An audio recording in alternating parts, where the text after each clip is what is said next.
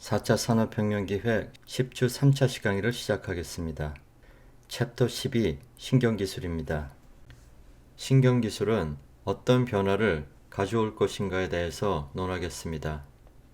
신경기술은 인간의 신경조건과 물리적 장애를 개선하고 인간 강화 산업의 발전을 촉진할 기회를 제공합니다. 수천만 명이 뇌 질환으로 고통을 받고 있으며 여기에 따른 경제적 비용은 연 2조 5천억 달러에 이릅니다. 심지어 이 비용은 해로운 정신건강이 야기하는 인적 사회적 비용을 포함하지 않은 것입니다. 더욱 높은 수준으로 뇌를 이해함으로써 뇌 질환들을 진단, 치료, 예방하는 과정을 획기적으로 바꿀 수 있습니다. 샤프 브레인즈에 따르면 가까운 시일에 우리는 인공 달팽이관을 이식하여 청각을 회복하고 외골격을 통해 하반신 장애자가 다시 걷게 되며 수면 패턴을 보다 자세히 분석할 수 있을 것입니다. 카셀은 신경 기술들을 이용하여 뇌 구조와 기능을 실시간으로 읽을 수 있는 웨어러블 스캐너에 대해서 이야기하였습니다. 또한 뇌 기능을 조절하거나 신경세포를 비침습적으로 회복시킬 수 있는 방법들에 대해서도 설명했습니다. 이러한 기술 혁신들은 알츠하이머나 파킨슨 병에서부터 우울증, 뇌전증, 신경에 의한 통증까지 다양한 신경질환에 도움을 줄 것입니다. 신경기술이 인간의 두뇌 능력을 강화시켜 생산성이 증대된다면 더욱 큰 경제적 파장이 일어날 수 있습니다. 교육훈련 시스템 역시 뇌에 대한 이해의 심화와 맞춤형 교육의 융합을 통해 발전할 수 있습니다. 또한 고령화 사회에 진입한 선진국에서는 고령층의 생산활동 기간을 연장해서 그들의 삶의 질을 개선할 수 있습니다. 각국 정부들은 신경기술 분야를 선점하는 잠재적 이점을 잘 알고 있으며 관련 연구에 대해 대대적으로 투자하고 있습니다. 미국은 야심찬 브레인 프로젝트를 가동했고 유럽 연합집행위에서는 인간뇌 프로젝트를 시작하였습니다. 신경기술에 대한 투자와 선도적인 연구는 대부분 군사기관이 해왔습니다. 이들은 신경기술을 방어적 맥락에서 연구하고 제대 군인의 외상 후 스트레스 장애 치료를 위한 것이라고 설명합니다. 뇌 연구는 전장의 최전선에 있다고 할 수 있습니다. 그러나 다른 4차 산업혁명 분야에 비해 신경기술의 상용화는 더디게 이루어지고 있습니다. 2016년 세계경제포럼 뇌연구 글로벌 어젠다 위원회는 뇌 건강의 디지털 미래에 대한 보고서를 발견했습니다. 보고서는 최근 의료 소비의 추세는 환자들로 하여금 자신의 건강과 행복에 대한 지배권을 갖도록 하는 것이라고 설명했습니다. 시장에서 이러한 추세는 강화되고 신경기술을 통해 얻는 효과에도 영향을 미치겠지만 누가 어떻게 이러한 효과를 얻을지에 대한 의문은 여전합니다. 이러한 효과를 달성하기 위해서는 보다 높은 학계 간 협업이 필요합니다. 신경기술은 수학자, 공학자, 사회과학자, 디자이너, 물리학자, 뇌과학자 등의 협력을 필요로 합니다. 홍콩 과학기술대의 낸시 입은 학제 간 칸막이를 없애는 것이 가장 큰 도전 과제라고 합니다. 성공적인 협업을 위해 다른 분야로부터 배우려는 의지와 인내, 관용이 필요하다고 합니다. 신경기술의 거버넌스와 윤리에 대해서 논하겠습니다. 뇌 기능에 대한 이해의 증진은 많은 윤리적 문제를 낳을 것입니다. 뇌 측정기기가 확산되면서 뇌 기능 관련 데이터 생산에 도움이 되겠지만 이런 데이터 생산은 심각한 데이터 프라이버시와 지식재산권 문제를 낳습니다. 지금은 뇌 스캔 이미지를 신경과학 잡지에 사파로 사용하고 있지만 이러한 데이터는 환자 진료 기록이나 DNA 정보와 같이 민감한 정보가 될 수도 있습니다. 뇌와 행동 사이의 상호작용에 대한 우리의 이해가 깊어지면서 사법부에서는 인간의 책임에 대한 근본적인 질문을 던집니다. 많은 국가의 법원에서 거짓말 탐지기와 같이 인간의 생각을 읽는 도구에 의존하는 것을 꺼립니다. 그러나 관련 분야가 점차 발전함에 따라 법 집행기관과 법원에서 이러한 기술을 사용해서 범죄 행위의 가능성을 예측하고 유죄를 판단하며 출입국 시에 뇌 스캔을 통해 안보 위협을 판단할 수도 있습니다. 심지어 뇌로부터 기억력을 직접 추출하려 할 수 있습니다. 이러한 공상과학 소설 같은 이야기가 가능한지 관련 동영상을 보시겠습니다. Imagine a future our minds are uploaded to a digital world. They might live on in a realistic simulated environment with avatar bodies and could still call in and contribute to the biological world. Mind uploading has powerful appeal, but what would it actually take to scan a person's brain and upload their mind? The main challenges are scanning a brain in enough detail to capture the mind and perfectly recreating that detail artificially. But first, we have to know what to scan. The human brain contains about 86 billion neurons, connected by at least 100 trillion synapses. The pattern of connectivity among the brain's neurons, that is, all of the neurons and all their connections to each other, is called the connectome. We haven't yet mapped the connectome, and there's also a lot more to neural signaling. There are hundreds, possibly thousands of different kinds of connections, or synapses. Each functions in a slightly different way. Some work faster, some slower. Some grow or shrink rapidly in the process of learning. Some are more stable over time. And beyond the trillions of precise one-to-one connections between neurons, some neurons also spray out neurotransmitters that affect many other neurons at once. All of these different kinds of interactions would need to be mapped in order to copy a person's mind. There are also a lot of influences on neural signaling that are poorly understood or undiscovered. To name just one example, patterns of activity between neurons are likely influenced by a type of cell called glia. Glia surround neurons, and according to some scientists, may even outnumber them by as many as 10 to 1. Glia were once thought to be purely for structural support, and their functions are still poorly understood, but at least some of them can generate their own signals that influence information processing. Our understanding of the brain isn't good enough to determine what we'd need to scan in order to replicate the mind, but assuming our knowledge does advance to that point, how would we scan it? Currently, we can accurately scan a living human brain with resolutions of about 0.5 millimeter using our best non-invasive scanning method, MRI. To detect a synapse, we'll need to scan at a resolution of about a micron, 1/1000th of a millimeter.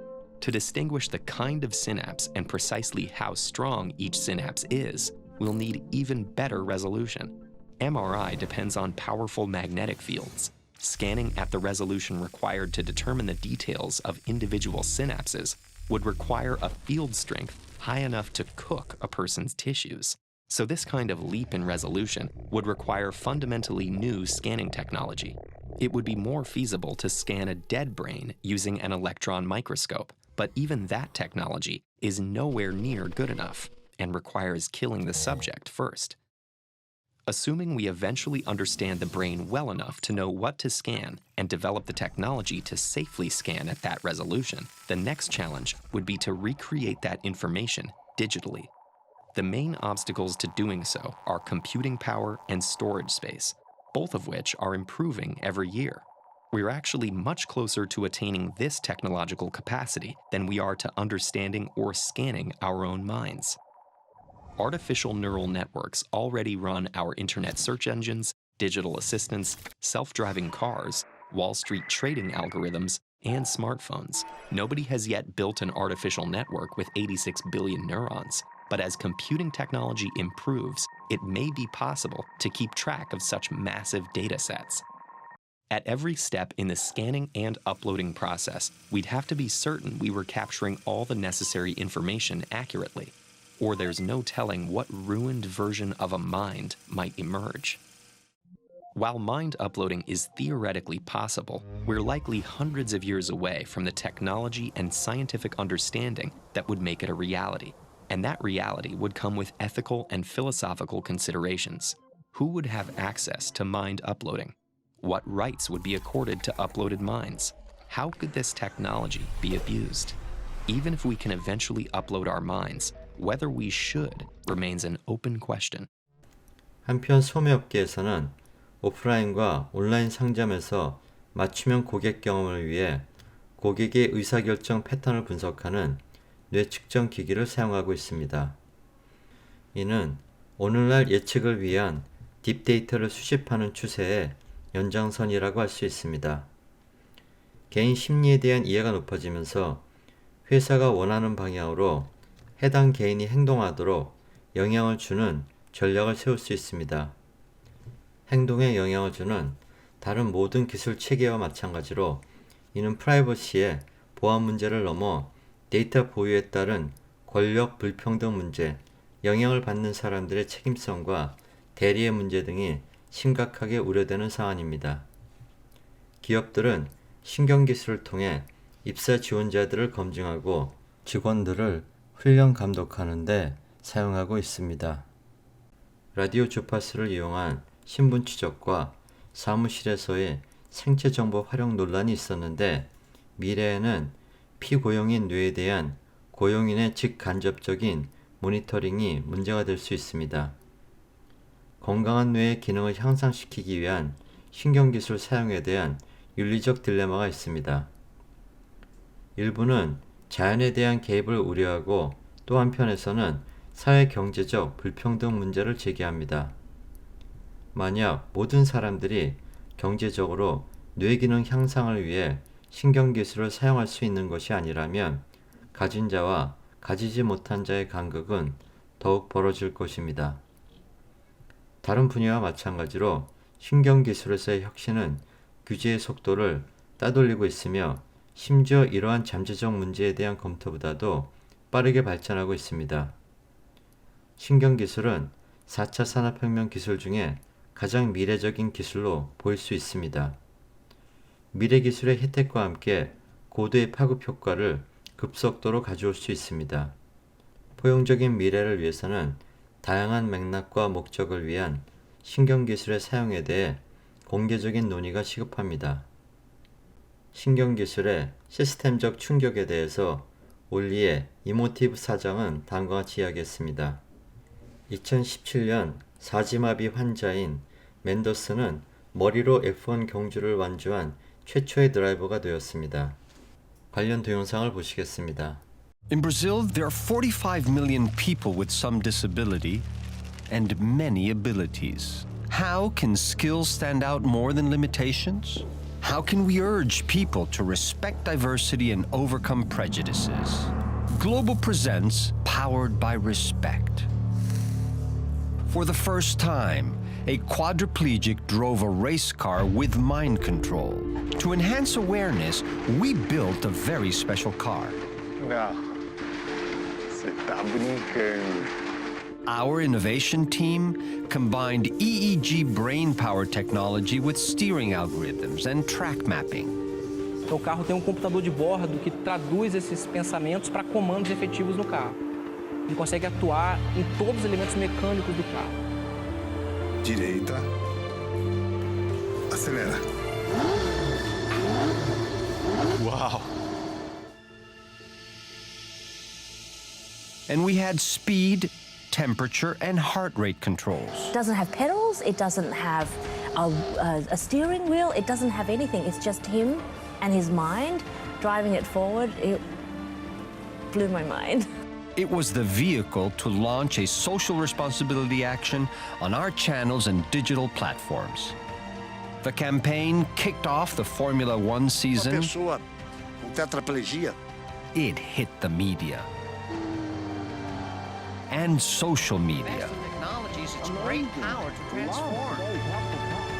So the idea of just moving an object with my mind is already the stuff of science fiction. But driving a Formula One car, it takes it up to another level. Fala sério, gente. Caramba! If limits can be overcome, so can prejudice. 신경기술 분야에서 뇌컴퓨터 인터페이스를 통해 대상을 움직이는 것은 이제 흔한 일이 되었습니다. 맨데스의 경우가 특별한 이유는 그가 경주용 자동차를 작동하기 위해서 사용한 장치가 온라인에서 몇백 달러면 주문할 수 있는 제품이며 이미 수만 명이 비디오 게임이나 수면 패턴 모니터링을 위해서 일상생활에서 사용하고 있다는 점입니다. 관련 동영상을 보시겠습니다.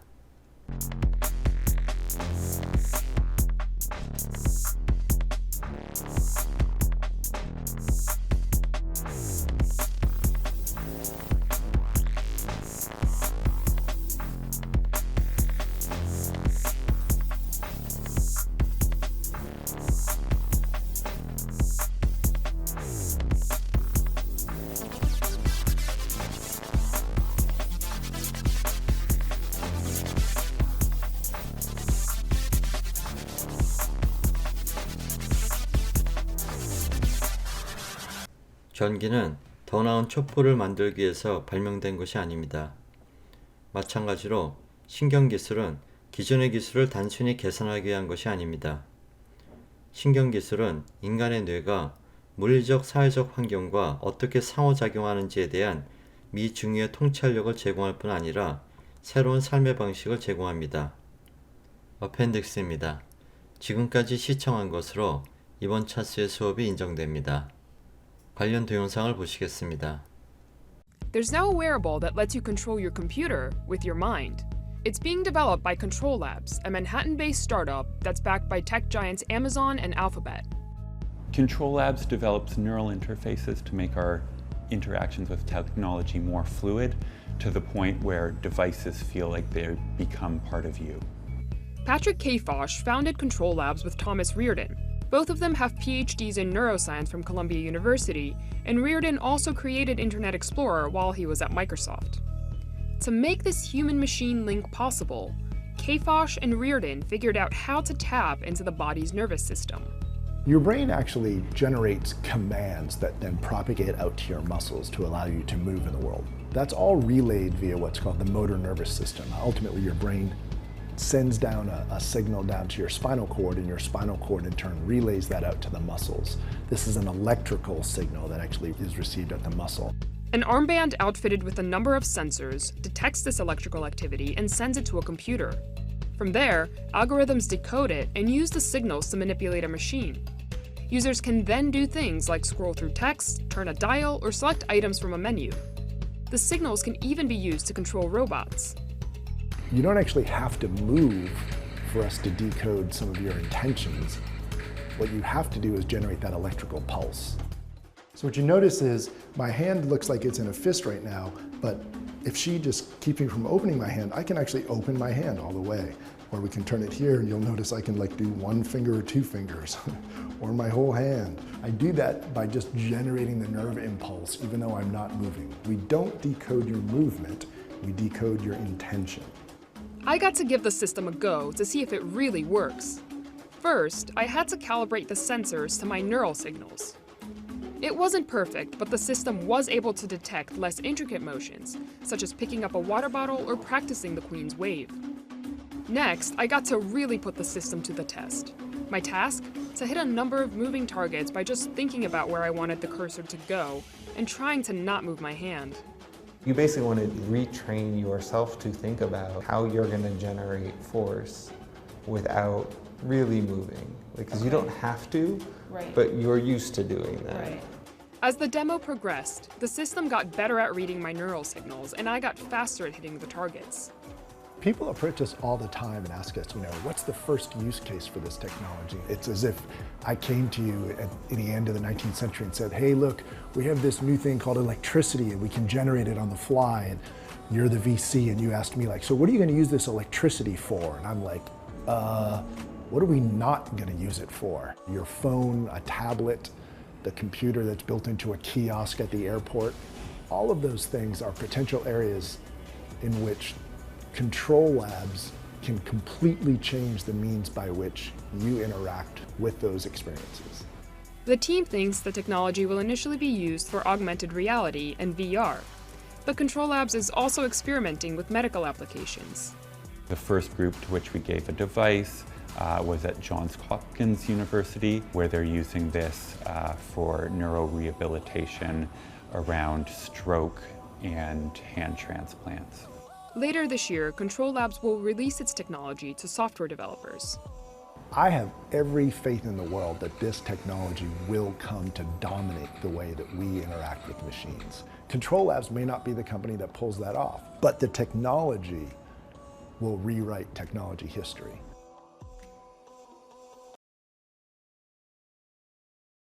Brain and made it simple enough and affordable enough that anyone, an amateur or a high school student, could learn and actually participate in the discovery of neuroscience. And so we did just that.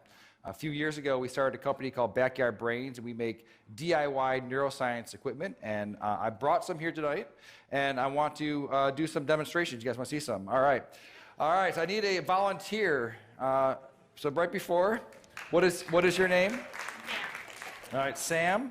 I'm going to record from your brain. Have you had this before?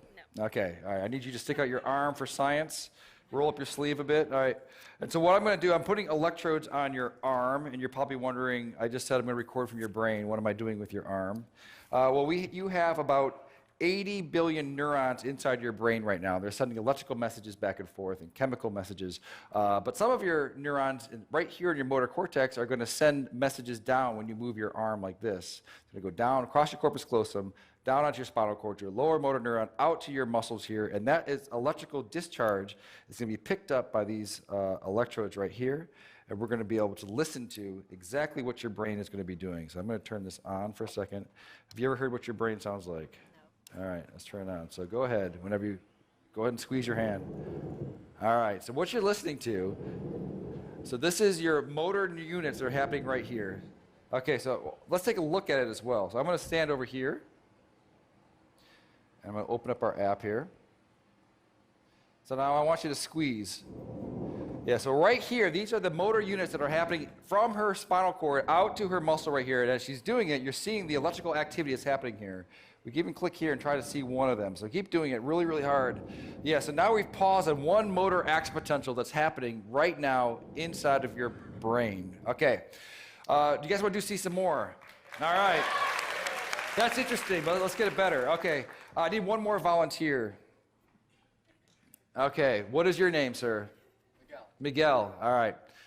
You're going to stand right here. So Miguel, when you're moving your arm like this, your brain is sending a signal down to your muscles right here. I want you to move your arm as well. All right, so your brain is going to send a signal down to your muscles. And so it turns out that there is a nerve that's right here that runs up here that innervates these three fingers. And it's close enough to the skin that we might be able to stimulate that. So that we can do is copy your brain signal that's going out to your hand and inject it into your hand so that your hand will move when your brain tells your hand to move. And so in a sense, she will take away your free will, and you will no longer have any control over this hand, okay? You with me? All right, so I just need to hook you up. All right, so I'm going to find your ulnar nerve, which is probably right around here. You don't know what you're signing up for when you come up and... So now I'm going to move away, and I'm going to plug it into our human-to-human interface over here. Okay, so Sam wants you to squeeze your hand again. All right, do it again. All right, perfect. So now I'm going to hook you up over here so that you get the stimulus. It's going to feel a little bit weird at first. This is going to feel like a, when you lose your free will and someone else becomes your agent, it does feel a bit strange. So I want you to relax your hand. All right, and Sam, you're with me? All right, so you're gonna squeeze. I'm not going to turn it on yet, so go ahead and give it a squeeze. All right, so now, are you ready, Miguel? Ready as I'll ever be. Okay, so I've turned it on, so go ahead and turn your hand. Do you feel that a little bit? No. Okay, do it again. No, a little bit. A little bit? Okay, so relax. No, hit it again. Okay. Oh, perfect, perfect. All right, so relax, do it again. All right, so now, all right, so right now, your brain is controlling your arm, and it's also controlling his arm. So go ahead and just do it one more time. All right, so that's perfect. So now, what would happen if I took over my control of your hand, and so just relax your hand, what happens? Nothing. Why not? Because the brain has to do it. Now you do it again. All right, that's perfect. All right, well, thank you guys for being such a good sport. This is what's happening all across the world, electrophysiology, and we're going to bring on the neural revolution. Thank you.